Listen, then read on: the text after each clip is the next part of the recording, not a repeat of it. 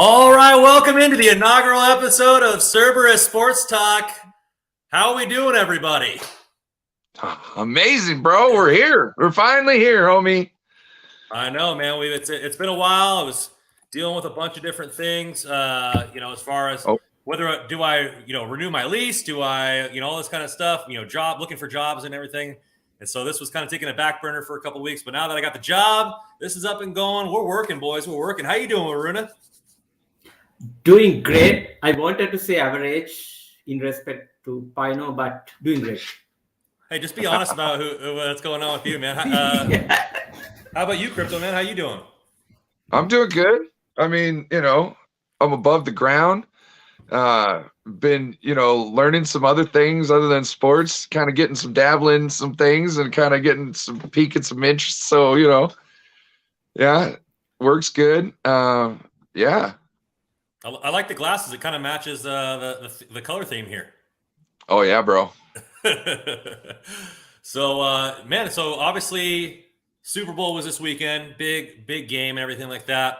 But what comes with the game also comes with food. So let's just a little icebreaker here. What do you guys normally cook up for the big game? Let me Waruna, you go. What?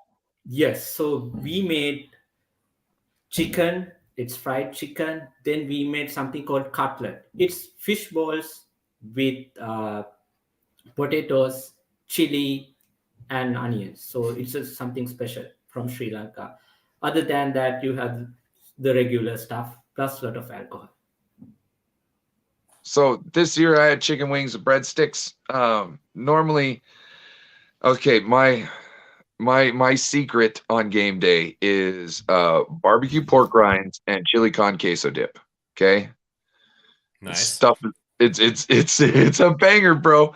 But you could also put the spicy, the hot chicharrones in there too. You know what I mean? If you like that type of thing, it's a good. You got the crunch with the dip. Oh man. But no, I usually like doing a big sandwich of some sort. You know what I mean? Whether it's, get a garlic bread, you cook the garlic bread in the oven a little bit, pull it out, drop the meat and the cheese in it, throw it back in there, cook it up again, and then just start cutting it off. You know what I mean? Yeah. It's different every year. There's nothing that have to be, but always love some little smokies around or those meatballs. The meatballs are good too. Yeah, well, boys and I watched it with two of my brothers. We went out earlier. We didn't do a lot of prep. We didn't feel like going and putting in a lot of work for it. We went out earlier to celebrate. My birthday's tomorrow, so we went out early to go to the brewery, and the brewery has a barbecue pit in the back. So we got some brisket and stuff. So it was kind of cool. We each got a single meat sandwich. So I got brisket, my other brother got brisket, one got sausage, and then we just got a half pound of pulled pork and just put it on top of each put a little bit on top of the sandwich. Melted that thing in barbecue sauce. It was delicious. So by the time the game rolled around, we were still full, and we're like, okay, if we're hungry around halftime, we'll order pizza. Because normally people order it before the game. So that time it would have been busy, but halftime, that's when the rush is over, yeah. And it took 30 minutes to get there. So we ordered right before the halftime show, and right when the third quarter started, the doorbell rang and I went and got it. I actually almost missed the touchdown live to the 75-yarder because I was grabbing the pizza from the front door. So that was kind of wow. Funny. Yeah, but it was good. It was good. So before we get into this, guys, anybody listening, please subscribe on my channel here. We're going to be trying to push out a lot more content this week from not only football, but some baseball, maybe some hockey, whatever I feel like we throw it on here. So let's get started. The first topic here.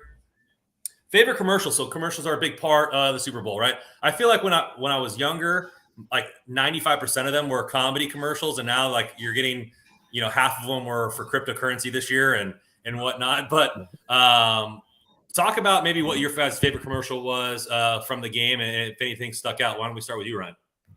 So I like the funny ones. I don't really give a damn about anything else.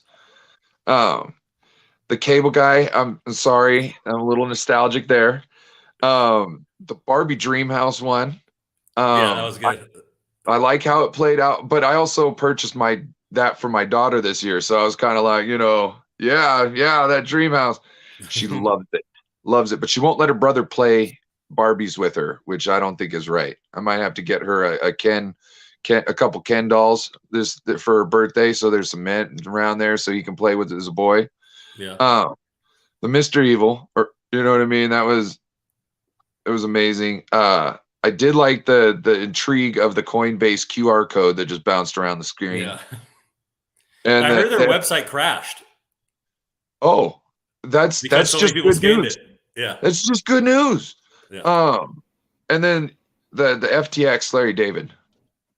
Oh yeah, that was good. That was good. I'm sorry if I took all of yours, Waruna. Yeah, the one I liked was the Uber Eats one, because the reason is the actress on that, she was in what is this called, White Lotus, the HBO show. Mm-hmm. So that's where she was. I got to know her, so that was epic. I liked it.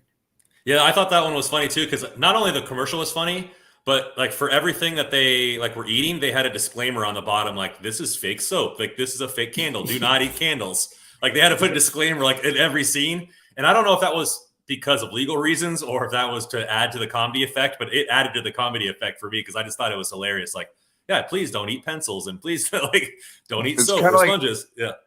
Kind of like those pop-up videos. You remember those things? You'd watch a video about something and just like pop up like interesting facts about what's going on the screen right now. You know what I mean? Like almost, but not. Yeah. That was funny. I think one of my, along with all those, other funny one, I forget which brand it was. I think it was E-Trade, but with a baby who's in retirement and up in the woods. And they're like, oh, we need you to come out of retirement. You know, and he's like, the helicopter guys, another baby too. That was the first funny commercial of the broadcast. And then my favorite, or I was the most hyped about, is the Lord of the Rings trailer for the Amazon series coming out in September. I love Lord of the Rings, man. So I'm stoked on that. They're doing 1,000 years before this, the trilogy. So in the Second Age, so like the beginning of Sauron and all that kind of stuff like that. So it should be pretty dope. I heard 9 episodes, and the first 2 episodes are rumored to be 3 hours a piece. The first 2. Like their budget was more than the final season. Their first season is more than the final season of Game of Thrones. So like it was just gonna be epic. Yeah. Wow. Which it kind of has to be to do it right. If it's not good, like it's just gonna let down. Like Lord of the Rings is probably the best trilogy to ever be made, in my opinion. And so like it's just like you're gonna let down so many people. And like there's already people talking about it. Like they released a picture of what the one of the dwarf queens is going to look like. And they're like, where's the beard? Like I heard, they said in the original movie that dwarf queens have beards and like, she doesn't have a beard. Like what's going on? Like fans are like, like get picky about that stuff. Same thing with Star Wars or Marvel or whatever. They get picky about those things. So we'll see it. We'll see how it goes there, but I was super excited for that one. Switch it over. So the game actually was played. I mean, the commercials are fun stuff, but the game was actually being played. Lots to react to. Obviously, the Rams ended up pulling it out in the end in a squeaker, 23-20 on the last drive there from the Rams. Controversial last drive, I might add. What was your Super Bowl reaction? Where do you think some of the parts how did it kind of play out for you? Let's start with Waruna on this one. Yeah, I mean, the reaction was the fitting end to the season because we had a fantastic season. This season, probably the best football season I watched in my short career watching football, because fantastic, especially the playoffs. Every game went down to the wire. We had underdogs coming, punching above their weight. So that's why I liked it. I think the game might have been, would have been much, I would say, competitive, but both teams played hard. And eventually, the better team won. The better team, the team that had all around talent, they won. They were the better coach team. They were the prepared team. So I don't have any complaints per se. I think it was a great Super Bowl. Eventually, that best team won. Yeah, I think the game was essentially it went just like the season. You know what I mean? You you thought it was going to go one way, and then at the end it changes, it derails, and it goes another way. And down to that 4th and 1 sack / pass. You know what I mean? Like he almost got, it there somehow by being thrown in a whirlwind. You know what I'm saying? Why didn't the Pirine dive for that? Like, it seemed close enough, like dude, lay out, but bro. Dude, I'm sorry. I am charging the ball. You know what I mean? In that situation, I don't care if I'm past the marker, and I got a good spot. I'm charging towards the ball. I'm laying out if I need to. I'm getting there before anybody else. But no, still, like, I'm sure he had no idea that ball was going to be thrown at him. I don't know how, that's the most Joe Burrow-esque play I've ever seen from Joe Burrow. You know what I'm saying? And it just kind of encompassed the Bengals offense. That one last play encompassed the Bengals offense that whole game. It was very close, but just not enough. Yeah, I thought it was a good game, a little bit of back and forth. Bengals did a good job at eliminating the run. I don't know why McVay kept running the same play over and over again, it looked like, with Cam Akers. And, maybe he hasn't shown that he's as explosive as he was before the injury. I know he's just recently came back. Sonny Michel was doing well for them all playoffs or the end of the season, and like they didn't even use him very much. Like, was he that much more explosive in practice than Sonny Michel to get these starts? Like, it didn't really make sense to me why you go away from a guy that was running the football well towards the end of the season and helped you push into that position. So, but yeah, terrible injury by OBJ. That sucked for him. That was gruesome after, in a contract year too, right? So now he's torn Achilles, or ACL. I mean, I don't know how long he's supposed to be out, or if it's a full tear, partial tear, or what. But that could be. He might not be signed until mid-season, or if a team doesn't want to take that chance on him or a roster spot. I know you can put him on the IR, but maybe now another contender could get him for a steal because of the injury factor and bring him back. Maybe the Rams can bring him back. I know the Rams are. But now they don't have to pay him a lot of money because he's probably going to miss some of the season, if not most of it. And so, you could just pay him based on that. I don't know. What do you guys think about what his situation might be like? Waruna, you go first. They already kind of exposed my hand. Yeah, because before he got injured, I thought he might be the MVP because he stepped up. He stepped up big time. And I have to say, at the very first week he joined the Rams, I trashed OBJ. I said, "Oh, I was there." You remember that? So yes. I took big care on that. So he stepped up. He was there. He had 7 touchdowns during the season. He played better. He basically showed us the problem was he was in a team who was unable to use him, but now he was getting his chances.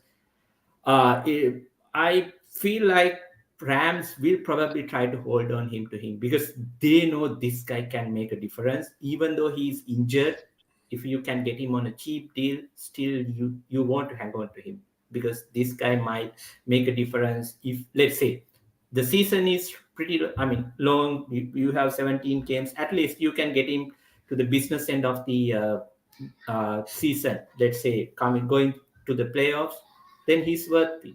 So I think probably he will get a deal with the Rams. Yeah, I think some other teams to look at would be teams that need a strong number 2 that don't have him. Chiefs would be a location, that he could go. I know Mike Williams was up and down. We'll see. I don't think he's up for a contract as well. So if they let him go, then maybe OBJ for the Chargers. There's a couple other teams out there that might be looking for it. If Allen Robinson stays in Chicago, then they need a strong number 2. I know, that young receiver was coming on towards the end. He actually led the team in receiving yards this year. But, there's some teams that might reach out that are in a playoff position that could come in and use him towards the end of the season, right? Will all the Bucs wide receivers still be there at the end of the year? Will they get a quarterback that's worthy of going there? So it'd be interesting to see what he looks like towards the end of the season. But, now you look at the Super Bowl reaction. McVay and Aaron Donald might be on their way out. Rumors are, I mean, McVay kind of said no, but you never know what happens in the offseason. If he gets Tony Romo type money to announce games, then you never know. But what do you guys think about the possibility of the terror of the NFC West, Aaron Donald retiring after this season? Can I really speak on the last point real quick? Yeah, go ahead. So I think the Rams are going to definitely have to put in an offer for Odell Beckham, and it's not going to be a weak one. It's going to be, he might be on discount a little bit because of the injury. I'm not saying that, that they're getting full price, but what I'm saying is I don't see them. I think they have to give him a deal. Well, not have to give him a deal, but they have to put in a good offer. And I think they have to do that because he came in, he played his butt off for you. He came in the Super Bowl and had 3 targets, 2 receptions with 52 yards, and one of them was a touchdown. That's really big stuff. He propelled you to that win right there. And for you to not give him a good offer and just to kind of let him go by the wayside, I think shows a lot of other vets that might be looking to go to your team that they don't want any part of you because you're just going to use them up and throw them away. So I would see, that happen. I think both the parties would be really happy to get back together because they can run it back. Answering to the other question, I really don't believe McVay will go away because even the Aaron Donald, he's young, he has time. So I think this team can make a go at Super Bowl. They can make a Matthew Stafford 2.0, because now people are discussing or arguing about whether Matthew Stafford should be a Hall of Famer or not. Now, Richard Sherman, he's arguing a lot. He's saying, no, that bar is too low. Matthew Stafford is not a Hall of Famer, so on and so forth. So I believe now Matthew Stafford might get more angrier. He wants to prove more. So if he wants to do that, he has a team around him. How many years are left on Aaron Donald's deal? I don't know. I'll look it up. Why you guys continue talking? Yeah. Sorry to interrupt, Waruna.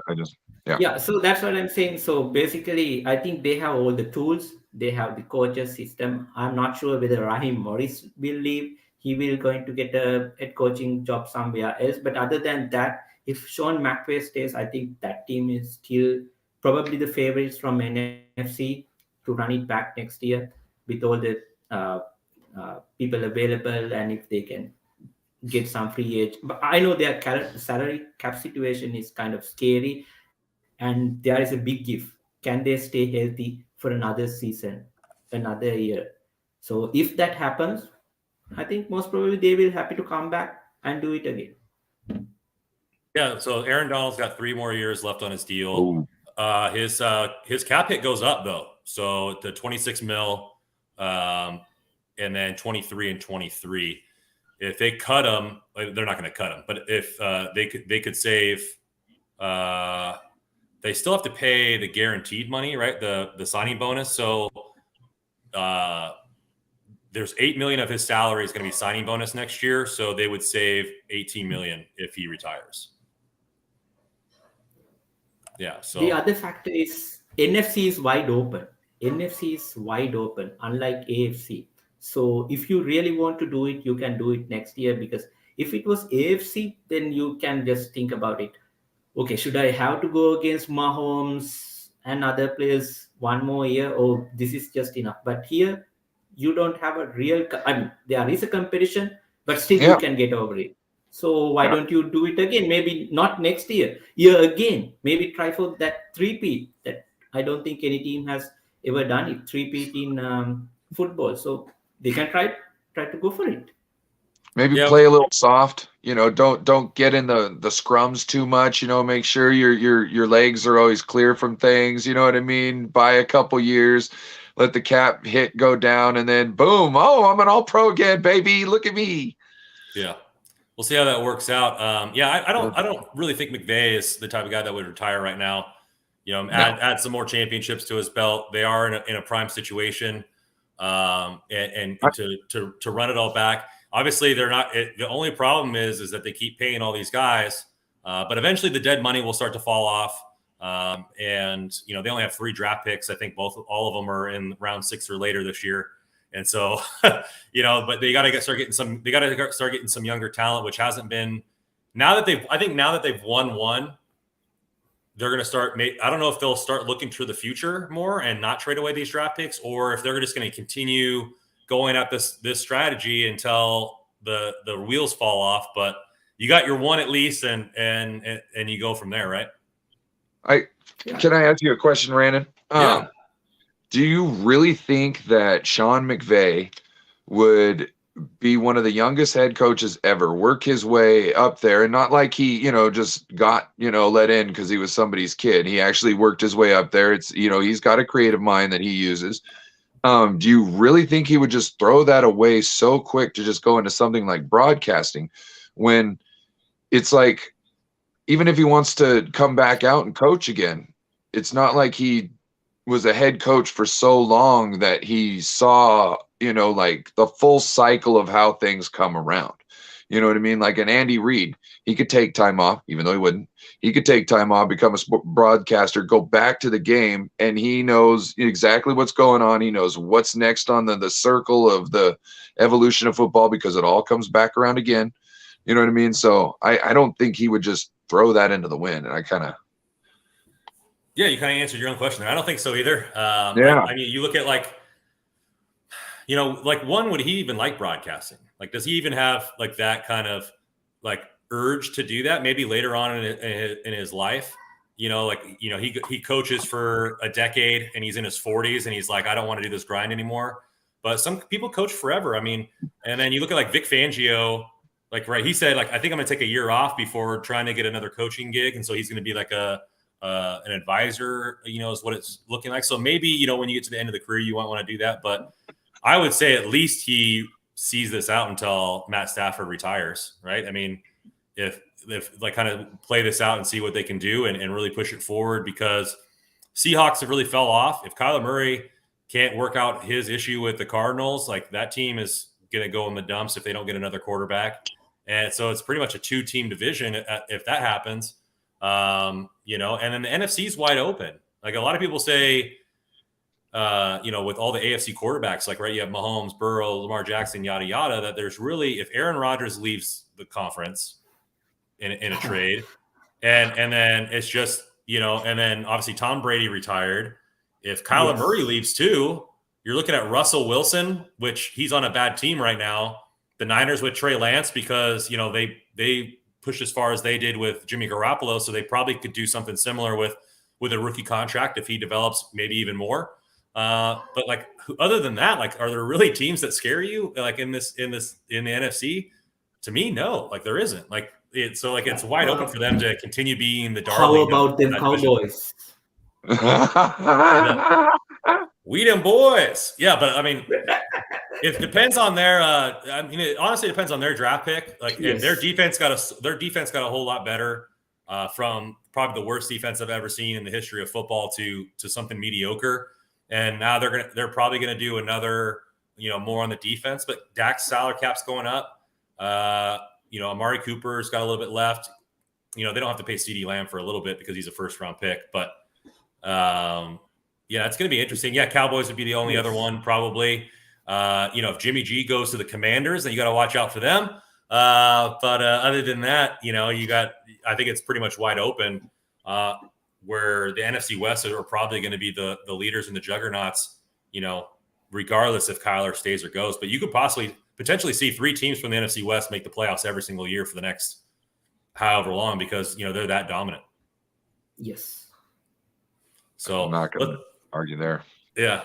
So let's switch it up here. Let's go the end of the game, right? So the end of the game, that with that holding call on 3rd and 9, you really changed the momentum of the game. A lot of people were saying online afterwards. I know I had words or comments with multiple people about the officiating.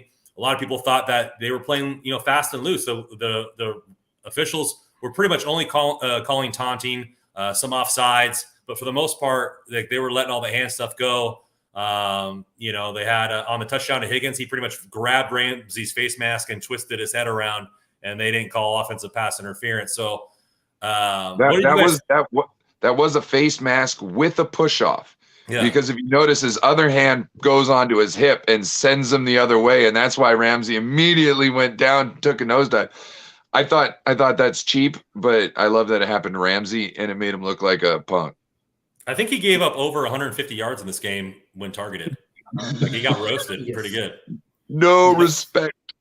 But yeah, what did you guys think of the official? Like, what do you think about how the whole game went? How the officials were really setting up the game, and then obviously the ending there. I personally saw no calls on both sides. You know what I mean? And I personally, to me, if the game is going to come down to a holding or pass interference at the end of the game, you had bigger problems the whole game and you didn't put yourself in the place to earn it. It's like UFC fights. If you're going to let the judges figure out who won, you just have to accept whatever comes down the pipe because you're the one that did not finish your opponent and win outright. So if you don't have a 2-score lead, like a 2-touchdown lead going 2 minutes into the game, I don't want to hear anything about crying about one penalty that you don't like. I mean, I felt like 49er fans were more saltier than Bengals fans about this. Because the Rams won. And I was like, okay, what the hell are you guys doing? Let's go 2 years back to the Super Bowl, 2019.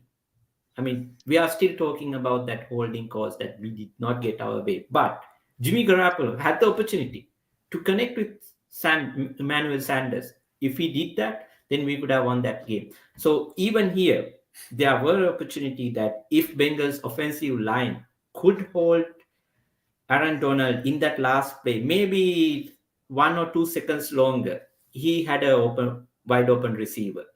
So there were opportunities. So I don't blame because there was a favorable call, as you said, for T. Higgins went on Bengals' way. People tend to forget about that because the reason is, I think the best answer is what George Kittle said this year. Stop complaining. Ask your players to make better plays. That's it.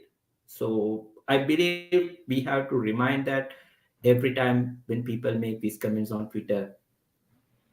As Ryan said, if you are letting the officials to decide the game, that means you are a bad team. You are not a team that is worth enough to win that trophy.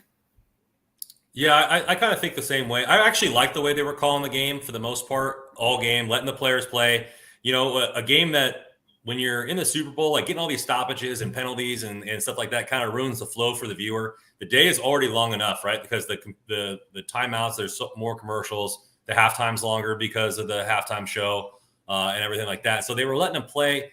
I thought the holding call was weak. Based on how they were officiating the whole game, I thought the holding call was weak. I thought the pass interference was like he was pretty much holding his shoulder or his whole shoulder pads the whole time. And, he was getting a little bit, that corner was getting roasted by Cooper Kupp, which he's been roasting guys all year long. So, yeah, for me, it was kind of weird, the inconsistency of like pretty much letting him play the whole time.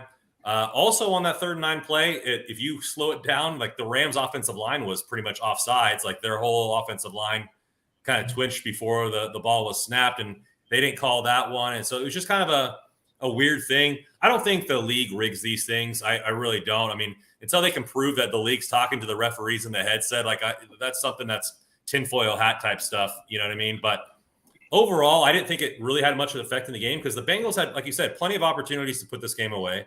They had, I think, in the middle of the 3rd quarter, they had 2 straight 3-and-out drives. They had only 50 yards. After that last field goal, they only had 50 yards of total offense. They were 4 for 17 on 3rd and 4th down for the entire game.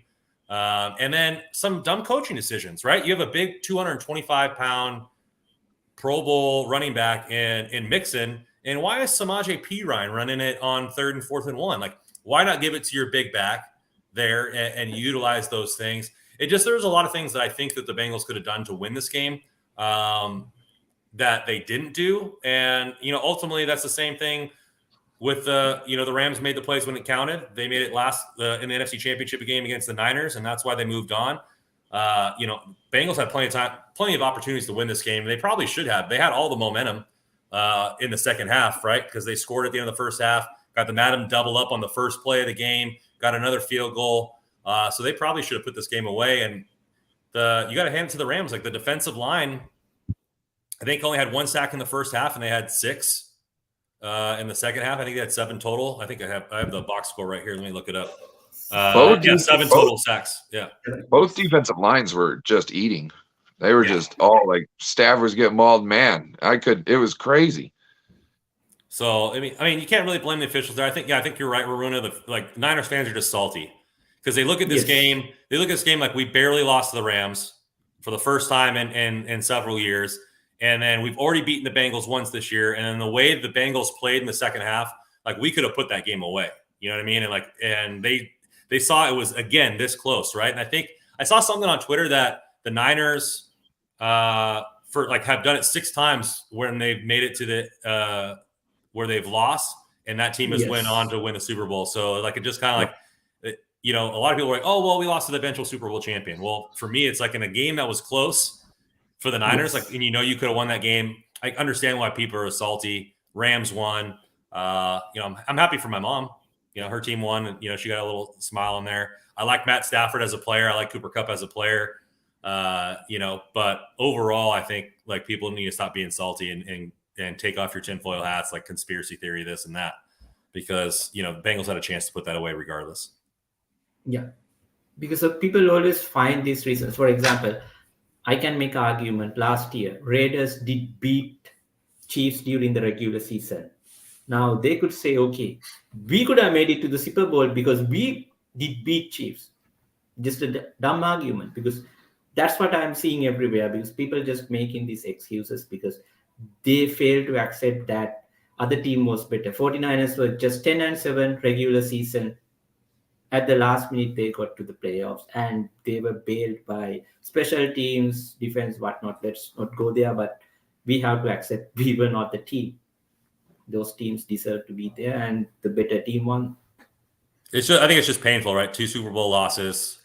Going back to Kaepernick, you have three NFC championship losses. Like we were there a lot. We can't seem to put it away. So speaking of not being able to put away, second half momentum shifts. Switching the topic there. So going into the second half, the Rams were winning, but the momentum shifted quite drastically.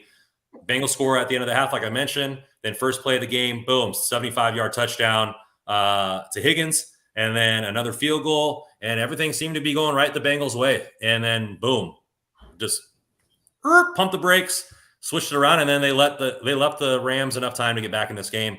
What do you see about how the momentum switched, and maybe what do you think was the contributing factor to that, Waruna? One thing is obviously Cooper Kupp and Matthew Stafford, because they always combine. Because we saw that throughout the season. When it really matters, these guys come up with, because against the Bucks, they almost allowed Bucks to come back from 3-27 to tie up the game. But then Matthew Stafford connected with Cooper Kupp. Even against 49ers in the championship game, he converted, I think, 3rd and 9, Cooper Kupp, with a screen pass. Even here, there was one play, 4th and 1, Cooper Kupp converted. So I think that was one of the reasons. And other thing is, now we usually see the offensive side of the football, but the defense kept hanging there. That's the one attitude that Rams team also have. They just kept hanging there. They're just refusing to lose. They just try to find a way. Okay, we can make it happen, because they believe in Matthew Stafford. So they put their all chips in for Matthew Stafford. They know Matthew Stafford eventually going to come out and give that one big play, the big drive that allows them to go through. I think that's where the momentum shifted. The connection started working. And basically they started trusting Cooper Kupp. They said, okay, we need to win this game. Okay, can you do something more? And rest is history. So I think it's a catalyst of a couple things. I think it's the Rams defense. After they gave up that touchdown, they really buckled down. Their red zone defense was really good all game. You know what I mean? It forced the Bengals to have to punt. The only time they're really scoring is really when they were outside the red zone. There was that one pass to Mixon, but other than that, and then the Rams, when it was third down, they weren't trying to get a first down. They were taking like touchdown shots. You know what I mean? And so while the Bengals are trying to protect that 10-yard line, that first down marker, the Rams aren't even concentrating on. They're concentrating past that. And I think that was one of the successes. They never stopped taking those deep shots and taking chances like that. The Bengals did. You brought up them not running with Mixon on 3rd and 1. I think they should have gone like a house call on 3rd and 1 there. I think that was the play there. And then you do rush the ball with Mixon on 4th and 1.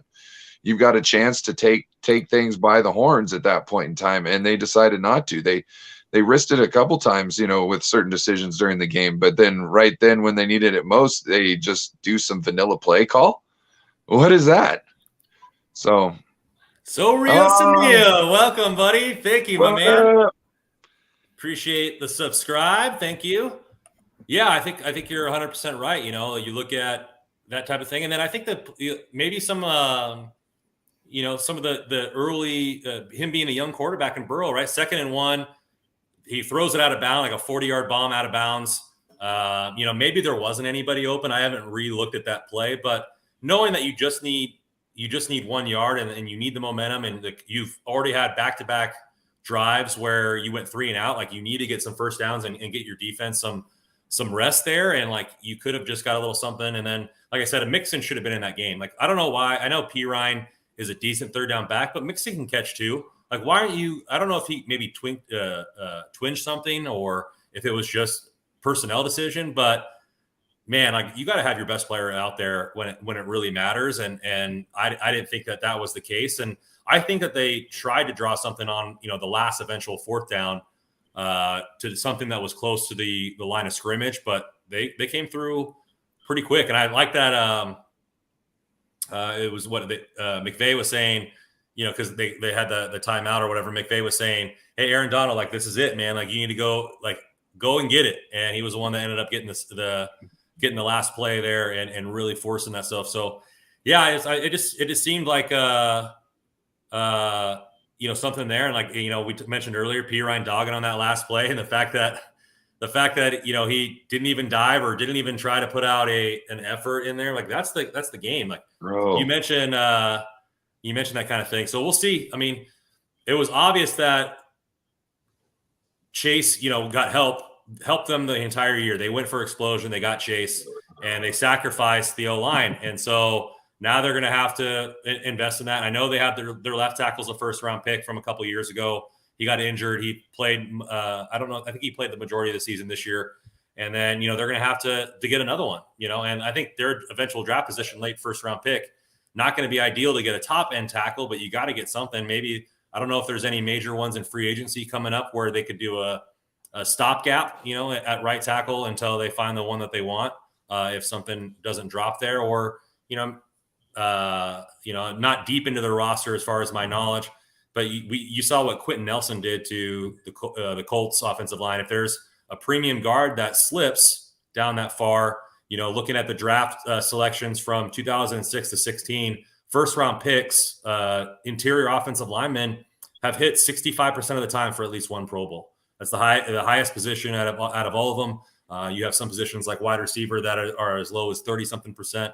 So, if you're going to see a guy that falls because everybody wants edge or everybody wants this, and you have a need at guard, that could be something that they look at if there's a premium guard there. Obviously, we're going to be doing our draft coverage as it gets closer, and have to do all that research. But definitely need some help on the offensive line for Burrow after what was it, 16 sacks in the last 2 games on Burrow. It's going to be hard to win games down the stretch if you can't protect your franchise quarterback. Definitely. Yes. He can't win you championships from a wheelchair. Yeah, that was a scary moment too when he went down and grabbed his knee in pain. You know what I mean? Like that. And I'm surprised that he didn't come out of the game. I thought ACL again, like OBJ. I was like, oh my God, like another one. So very, very interesting. So the guy that didn't have any problems putting up points all year was Cooper Kupp got the MVP. So, you have him kind of being not shut out towards the beginning of the year, beginning of the game, but really turned it on after OBJ went out. and he needed to step it up. He did so. Beautiful ball for the touchdown to put the Rams ahead on the 1 yard line. Beating Eli Apple, taking a bite of that apple, so to speak, all game long. Man, well deserved. What a capper to the season. If the Rams or if the Bengals never took their foot off the gas, Chase would have been the MVP because the ball would have kept on going through him, and he had some miraculous plays. I think Higgins would have been because he had 2 touchdowns. Oh, really? Yes, but like Chase had those 2 long balls or those 2 long shots. One was on Ramsey. Was the second one on Ramsey? I remember the one was on Higgins, but one-handed catch.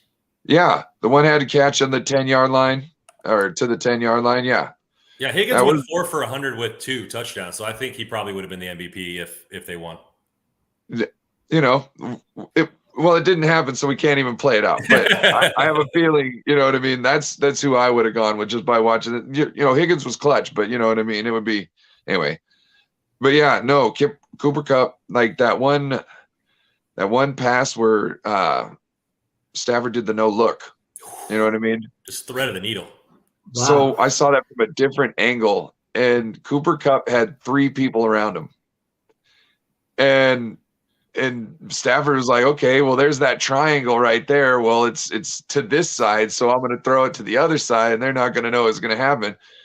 Beautiful play, but that's how, man, that they were all over him, but they weren't. You know what I mean? Like they knew where he was. They just couldn't keep him out of any window. You know what I mean? Like he was just finding windows to get open. You know what I mean? And they couldn't figure out how to close any windows.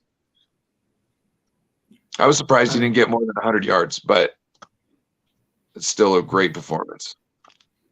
Yeah, I think he deserves that award because he stepped up. Because it seemed like Bengals might overcome Rams and shock Rams, and that's what 49 fans wanted, of course. But so given the situation, what's important was he needed to step up, not because he played bad, but I think he didn't get that many targets. When especially that 4th and 1 play, because we complained when there were some 4th and 1 or 3rd and 1 plays, Debo was not on the field for 49ers. But here you have Cooper Kupp on the field and he converted. So that made the difference. So there are no complaints about he's being the MVP. Yeah, 8 for 92 and 2 touchdowns, had 10 targets, also had 7 yards rushing. Attempted a pass, so they were having him do a little bit of everything that game there, and I think it was well deserved. I think he was probably, he was the best receiver this year. In all around. I saw a tweet from Devontae Adams, and I think it was from 2020. Like, you guys are sleeping. Like, Cooper Kupp is one of the better wide receivers in the league. You guys are sleeping on him, and to have that kind of year, and I know he's had a big injury in his career as well. It's just crazy, like how effective he was, and he ended up with the most receiving yards in the regular season and postseason combined by quite a large margin. So it was obviously you have that extra game, and then you play now with the wild card larging up. There's probably more games to be played, but still, like, it's well deserved. And I think if they, normally these awards they give to quarterbacks, and and it's just something that I'm glad that the right player got it. Who would be the runner-up? I don't think Matthew Stafford would deserve it with a 60.4 or 60.8 QBR. But who would you say, if Kupp wasn't playing, who would you make the MVP? I'm kind of looking through probably somebody from the defense. I don't think, like, Aaron Donald had 2 sacks. One was that the sack that he pushed Burrow out of bounds, so he kind of just chased that guy down. It probably would have been given to Burrow or Von Miller because they each got 2 sacks. But if you look at Ernest Jones, had 7 total tackles, 2 tackles for loss, and a sack.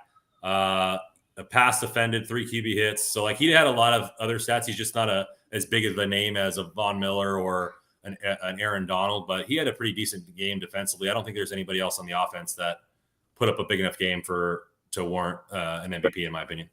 That's what I was thinking. Aaron Donald came out to me with his 2 sacks, 2 tackles for loss, and his 4 tackles overall, 3 solo. I mean, they were doing a good job at limiting him all game by shadowing the center over to his side every single time and making everybody else beat you one-on-one. So, I mean, and the Rams made a good adjustment in the second half. They started running more stunts to help prevent that and everything like that, and realizing that hole would be open. I saw a blitz run through there. Even like they had a sack where the blitzer ran through there. The running back tried to chop block him, and he pushed through it and still got the sack. So they did a good job at disguising coverages after they figured out what the Bengals game plan was for Aaron Donald. So let's switch it up. Obviously, not only football in here, probably one of the biggest halftime shows as far as in anticipation. I know I listened to Dr. Dre, Eminem, and all those, and Snoop Dogg growing up, and still do. And so it was probably one of the biggest ones that I've seen. I know back in the olden days, you got Prince and Michael Jackson. Michael Jackson's probably the biggest star. I would say Prince is up there with him, but depending on who you are. But Michael Jackson is probably the biggest star to ever play. At the halftime show there. And so, but this is probably the best one in recent memory, in my opinion. What were you guys, you guys fans, and what were you guys' thoughts on the actual performance itself? So, go ahead, Waruna. It's great, but I would still go with J-Lo and Shakira's one. I like that a lot. Just from a visual perspective, a lot more visual acumen. Overall theatrical performance, because it was more, what do you call, not just the music, everything. The theatrical performance was much better. Just my opinion.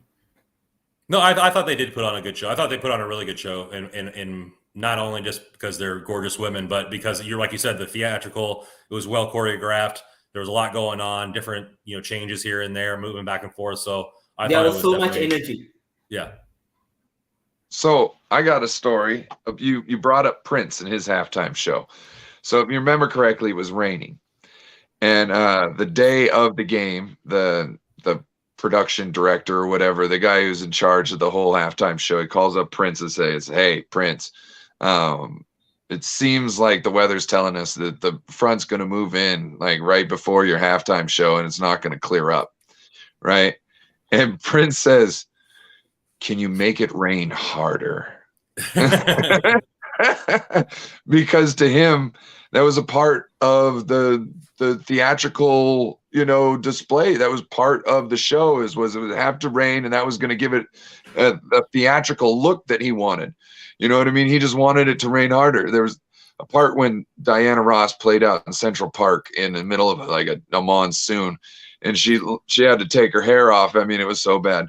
But so that was kind of his Diana Ross moment. No, I loved it. I grew up with all these guys, you know what I mean? Like to see Mary J. Blige in there, you know what I mean? Oh, don't forget Bad Bunny was there with J-Lo, and so was Jay Blavin. Yeah, Jay Blavin's a good dude.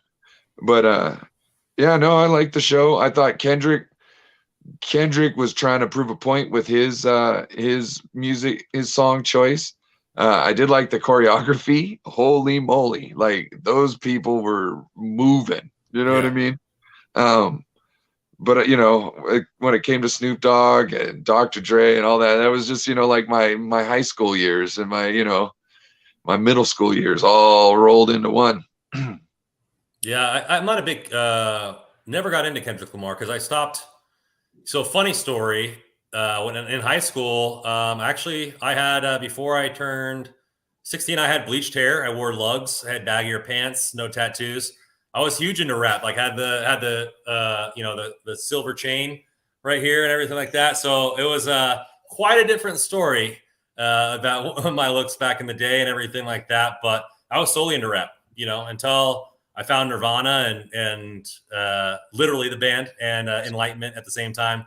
My genre completely changed overnight on the music I listened to, but still have, when you have that as you're in your memory bank of those times, when I have on my like songs and a Dre beat comes up, I still crank it up. I love Eminem and all that kind of stuff.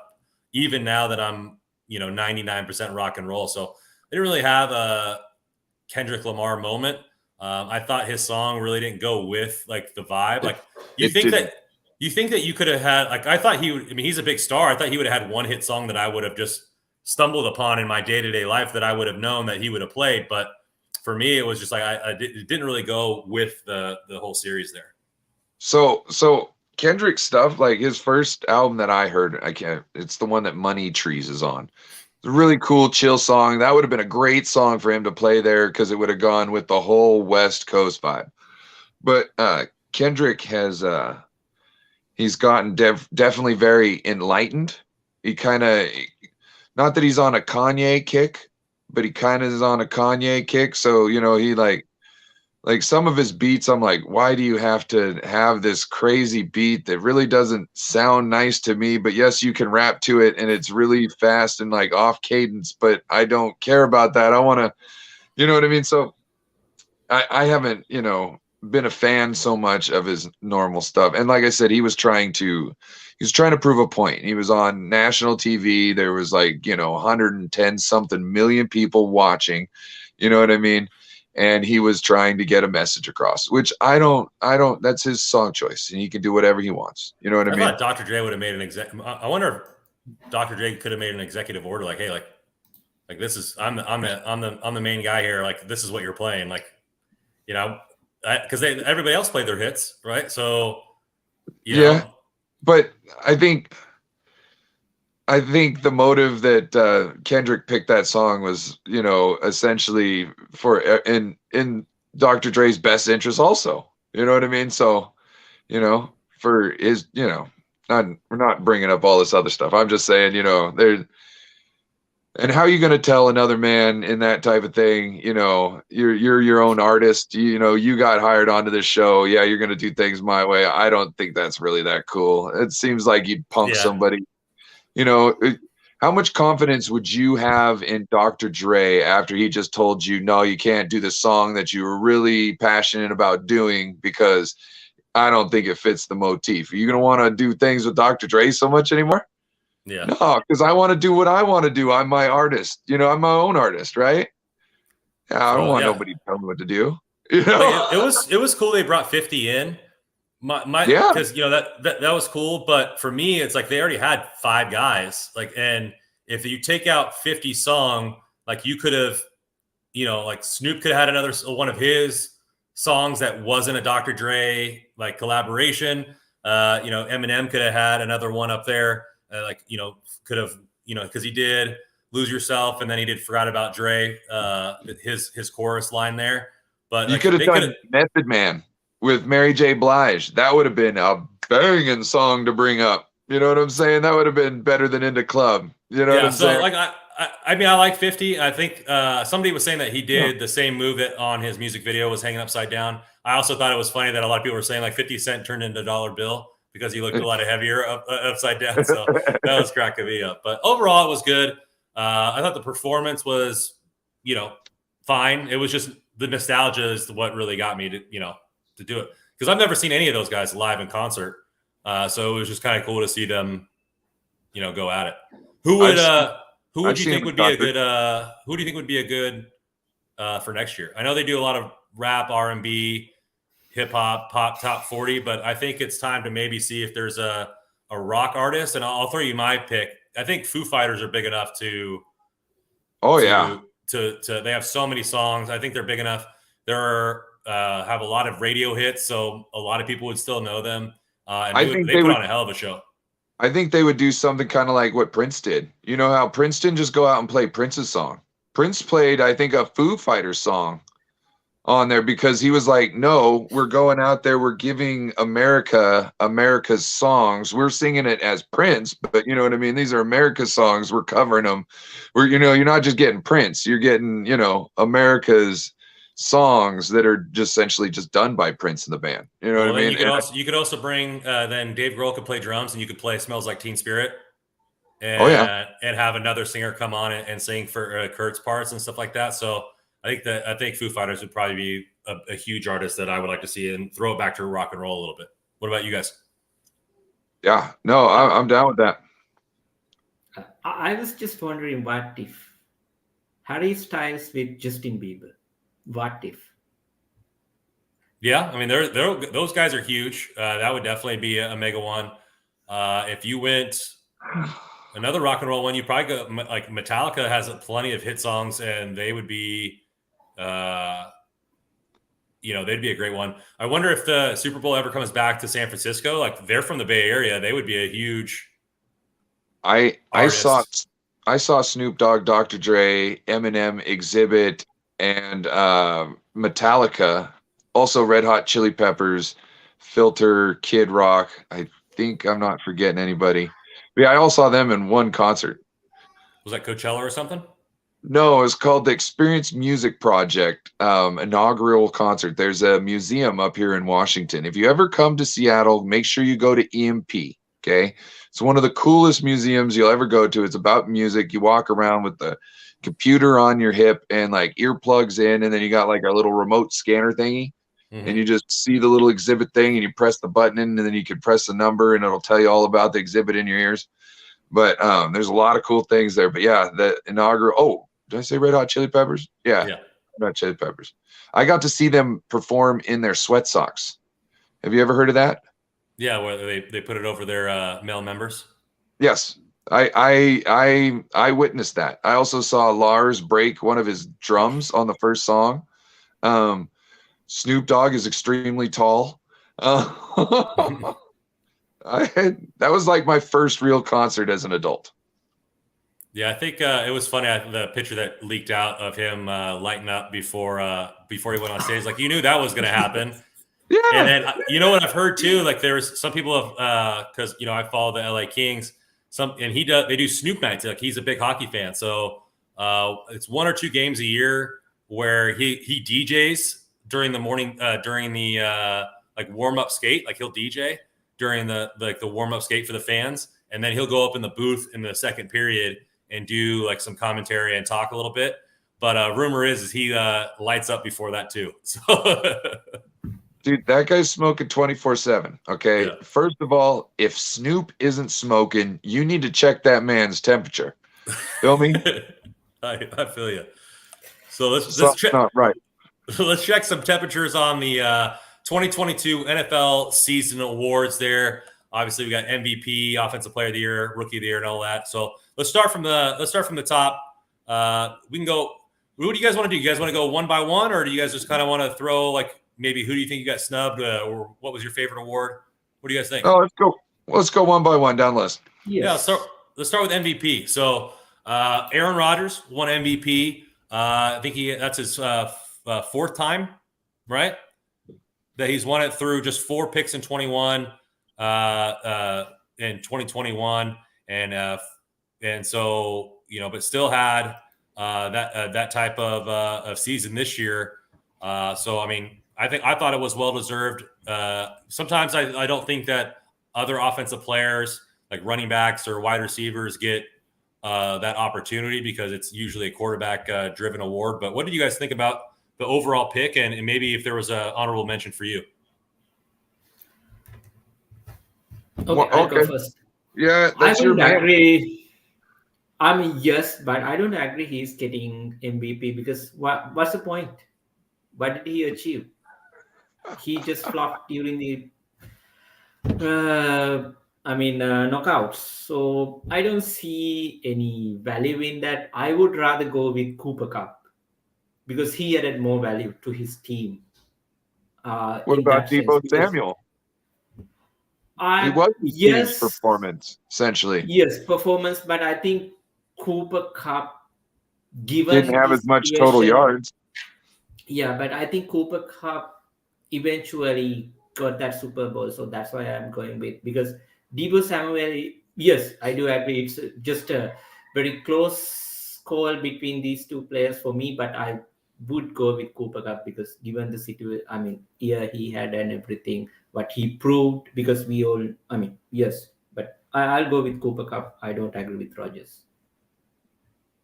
I personally believe that what Deebo accomplished this year with those stats, being able to get over 1,000 receiving yards and to run for over 800 yards.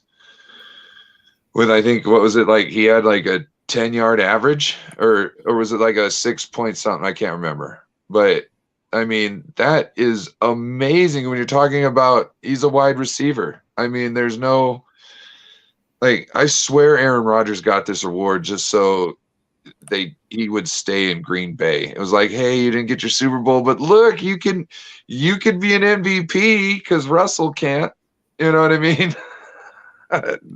Poor Russell, he was so going for it this year, and then he got just kneecapped.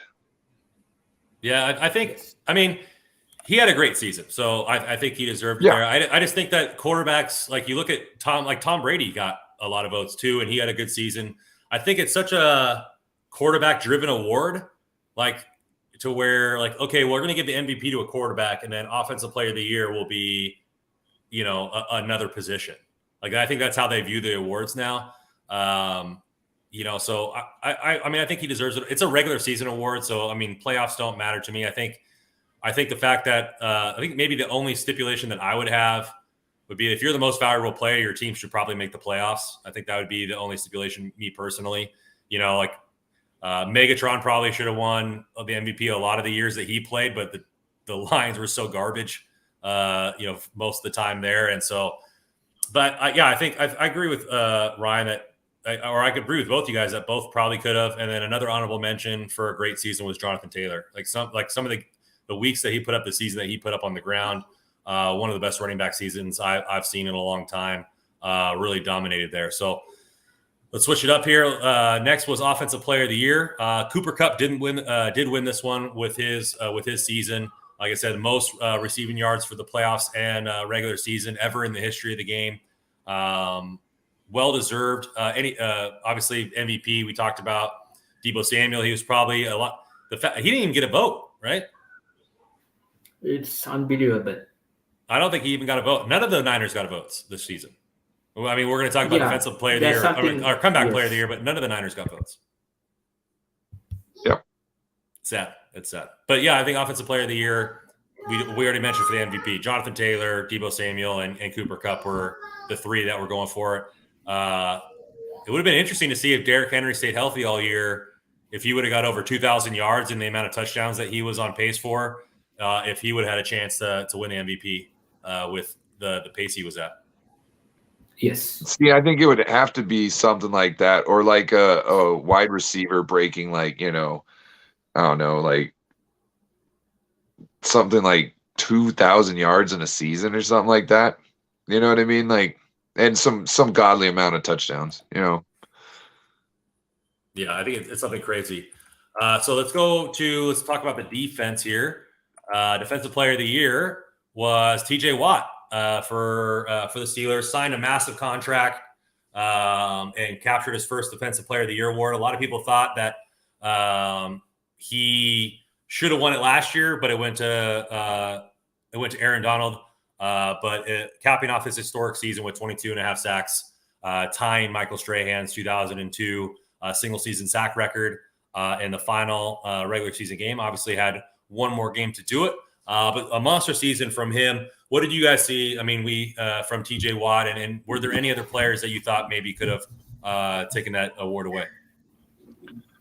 Yeah, I think both could have had it. I just think that if pressures were a more flashier stat, and the most double teams was a more flashier stat, I think he could definitely had a great case for being Defensive Player of the Year. But they're not flashy. Yeah, what about you?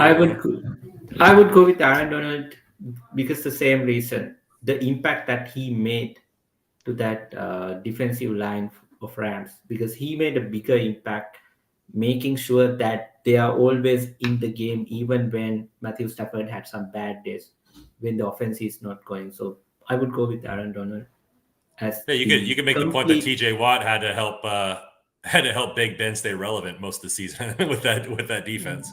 Yes, true, but I think overall Donald is the better player, I believe, even the leader who makes that unit better. That's what I saw it. He is the bigger player in the sense, the total package, what he brings into that team. Let's throw it down here. Rookie of the year. So offensive rookie of the year was Jamar Chase. I thought there could have been. He had the most flashy season, as a word that Ryan used there. But it was well deserved. I mean, one of the top receivers in the league this season in his rookie year. Were there any other options in your mind that where this award could have went? Yeah, there's. Well, was it Parsons? I'm drawing a blank, but they have defensive rookie of the year, so he won that award. Yeah. Well, you got Najee. Najee had a great year. I don't think it was better than what Chase did. I mean, Chase he helped his team go to the Super Bowl. You know what I mean? Like that right there is probably the biggest stat. The biggest difference between that team and last year and that team this year was him. It was the biggest difference in that team. The O-line still crappy. You know what I'm saying? The defensive line a little bit better. You know what I mean? The defense still, the secondary still kind of the same as it was. You know what I mean? And just those same people playing a little bit better. But when it comes down to that, he's the one who totally changed the path for his team this year, I think. Go ahead. I think it was just unanimous choice because there were other players like Jalen Waddle from Dolphins. Yes, there were players, but still I think Jamar Chase deserves it because the impact and especially during the first half of the season, he had some issues with interceptions and catching the ball, whatnot, but he got better because I believe against Packers, he caught basically there was an interception because he couldn't catch the ball properly. It was a deep throw, so he overcame everything, and I think he deserved it. Yeah, I would go. I mean, it's not a flashy position, but Creed Humphrey, center for the Chiefs. I think he allowed. God, I looked this up earlier off the top of my head. I think he allowed 1 sack all season. So and playing the center position. I don't know if this is true, but somebody told me that his draft stock fell because he snaps the ball left-handed, and executives were worried that the QB exchange would be different, and so and they asked the Chiefs asked Patrick Mahomes do you care if he snaps left-handed? He goes, no. Is he going to put the ball in my hands? I don't care. Do it. Does it get there? That's all I care about. Go get me a guy. You know what I mean? So but yeah, for him, and that was their biggest thing, right? Where they lost to the Bucks because of offensive line woes, completely revamped it, went out and got multiple tackles, drafted Creed Humphrey, which the Niners could have drafted. And he could have played guard this year, but it's something crazy that happened. And I think the fact that he had such a great year and their team was dominant and he was a big factor in that, touching the ball every single game. But like you said, there's no flashy stats, right? Okay, well, how many? He only gave up 1 sack. Well, or that kind of stuff. What was his PFF grade? What are you going to do to justify him over Chase? Especially in that kind of thing. And so I really think that probably should have been. Maybe they need to have an award for best offensive lineman. Maybe they do, and I just don't know what it is. But yeah, no big guy love. He should have got some nod for that there. So moving it over, Ryan already mentioned it. Defensive rookie of the year was Micah Parsons. I thought well deserved. I don't really have anybody else that I can think of on the defensive side of the ball. Do you guys? No. He was fantastic. Well, Niners could have drafted him. Yeah. Here's the argument for that. If Niners really wanted to go for a Super Bowl run, they could have stayed away from Trey Lance, and if they knew that they are going to believe in Jimmy Garoppolo this much, playing him throughout the whole season, they could have easily stayed away from Trey Lance, play with Jimmy. Number 2, if Parsons was here, I don't think there is any argument you can make Niners winning the Super Bowl if they drafted him. If that was the thing, but they complicated it. Gotcha. I like that. That was my thought process. Well, obviously, I didn't think that they were going to move up to 3 and trade all those picks away.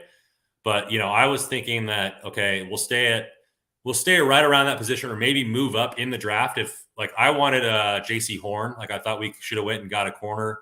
But like Cowboys didn't really need a linebacker. They had Van Der Esch. They already put another first round pick in a linebacker, but they took the best overall player available. And I saw in a lot of season draft boards that he was probably 1 or 2 on the board, but because he didn't play all year because of COVID, he dropped that far. And a lot of the quarterbacks, it was a quarterback heavy draft.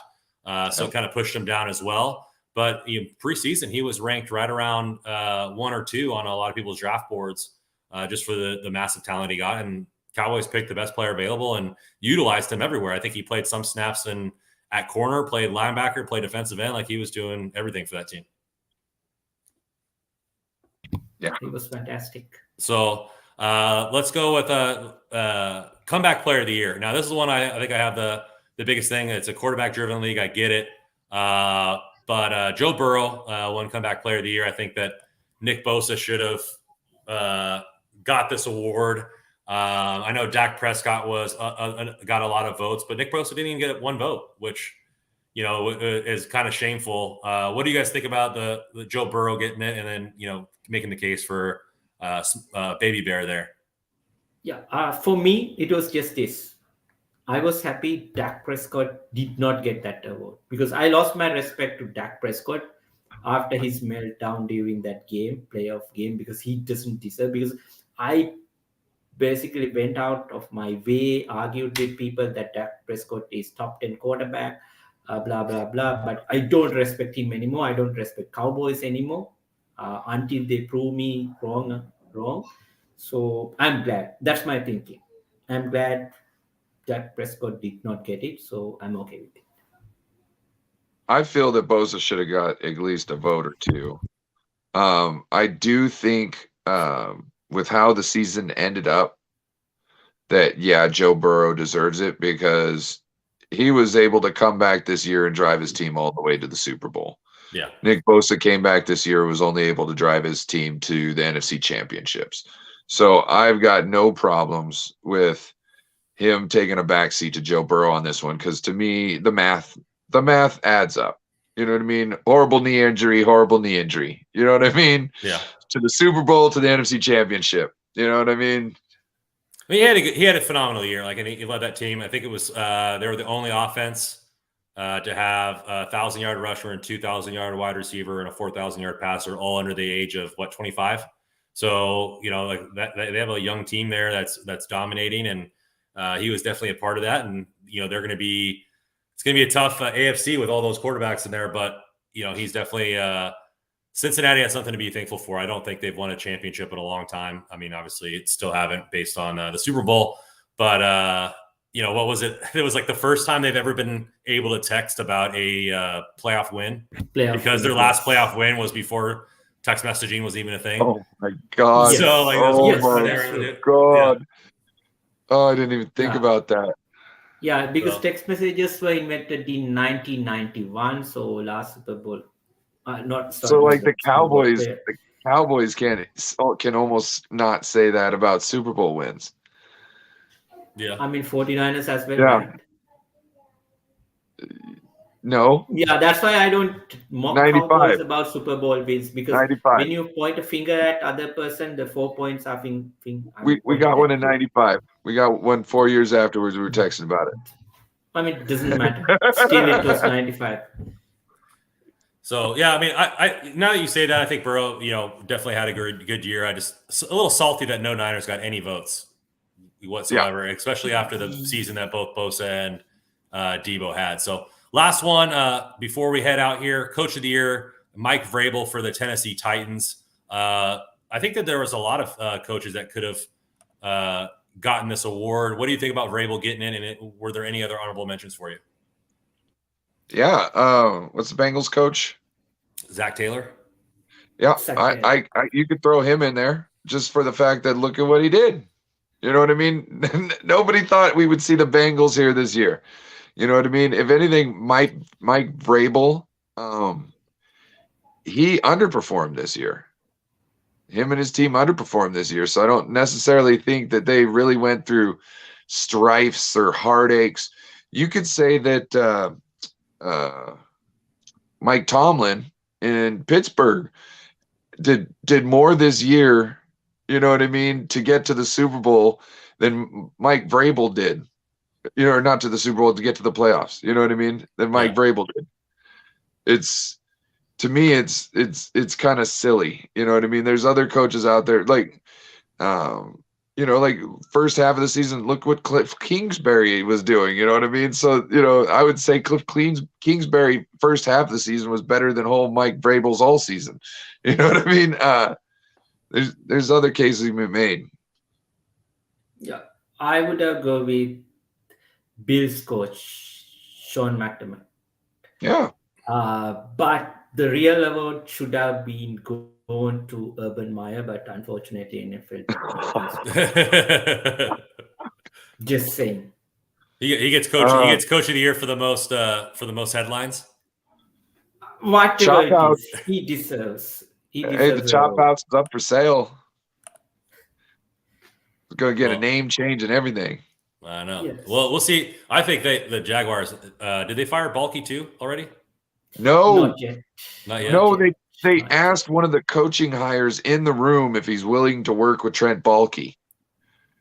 Like with Trent Baalke in the room, he's like, "Are you willing to work with this guy?" And it's like, first thing, you shouldn't be asking him that in the room. What are you going to say? No. And then he's like, you know. Do you think Byron Leftwich pulled himself out of that situation because of Baalke? I would. Could be. I would. What does Trent Baalke got on Mr. Khan? Like, he's got some dirt on him or something. You know what I mean? Like, did he kill a hooker and wrap her up in a rug or something? He's got a picture of him and the video of him carrying him out to the car and putting it in the back and having the chauffeur drive off. Like, what does he got on him? Because I don't understand why he keeps staying around there. He makes nothing but crappy decisions. He gets in the way of actual business. And then, you know, he tries to take credit for any light of success out there because there's so much crap going on that he has to claim everything as if he's the reason. Yeah, well, I would have cleaned house, but that's maybe another talk for another show. Well, thank you guys. The inaugural ship has sailed. We crushed the champagne on the bow and sent her out to sea. Thank you guys for coming in. Waruna and Ryan of No Border Sports. So go out there, like and subscribe their channel as well. Follow them on Twitter at Waruna at CryptoRyan16. You can follow me. Ryan made all these borders that you can't see because there's 3 of us on here, but you can follow me at Random Commando 24, and eventually I'll get a Cerebus Sports Talk Twitter up and running, so you can follow that one as well. So like and subscribe to the channel, and thank you for coming on for this inaugural episode. Appreciate you guys. Thank you. I mean, we enjoyed it. Thank you very much.